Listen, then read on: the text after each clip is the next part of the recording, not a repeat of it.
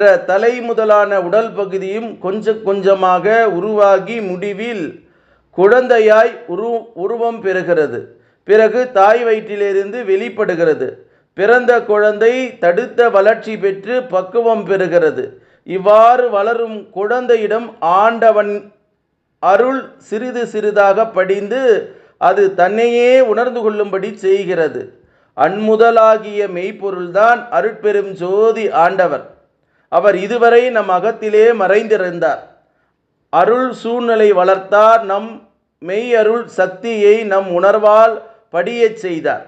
இதனால் நாம் இறைவனோடு இரண்டர உற்று ஒன்றியிருக்கும் உண்மையை உணர்ந்து கொண்டு இருக்கிறோம்.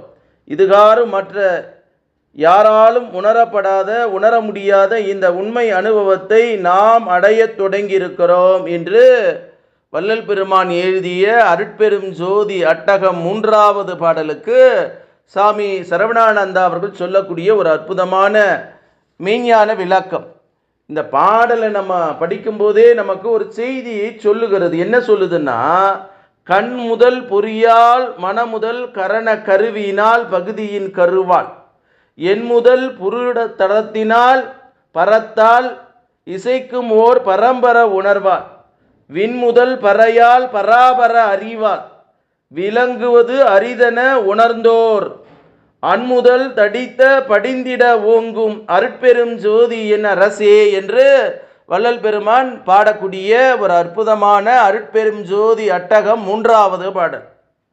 நம்மளுடைய மெய், வாய், கண், மூக்கு, காது என்னும் பஞ்சேந்திரியங்கள், ஞானேந்திரியங்கள், கர்மேந்திரியங்கள் என்பதெல்லாம் இருக்கு. அதில் பார்த்தீங்கன்னா மனம், சித்தம், புத்தி, ஆங்காரம் என்ற 4 கரணங்களும் அந்த ஐம்பொறிகளுடைய சொல்லக்கூடிய பஞ்சேந்திரியங்களும் ஞானேந்திரியங்களாக சொல்லக்கூடியதையும் உணர்ந்து கரணங்களோடு இருந்தால் இறைவன் எப்படி உருவாகப்படுகிறான், இதுக்கு தான் வேதாத்ரி மகர்ஷி அவர்கள் ஒரு பாடலை சொல்றார்.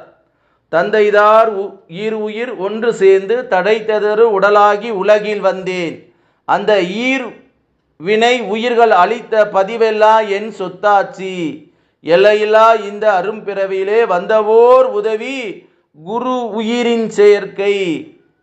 அப்போ அந்த குரு உயர்வு செயற்கையின் மூலமாக தொட்டு உணர்த்து காட்டியதன் மூலமாக நாம் இறைவனை அடைந்து கொள்ள முடியும் என்று வேதாத்ரி மகரிஷி சொல்றார்.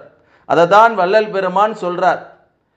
எந்த குழந்தை தான் மண்ணில் பிறக்கையிலே நல்ல குழந்தை தான், அவன் நல்லவன் ஆவதும் கெட்டவன் ஆவதும் அன்னை வளர்ப்பு நிலை என்று புரட்சி தலைவர் எம்ஜிஆர் அவருடைய திரைப்படத்தில் வரக்கூடிய பாடல்.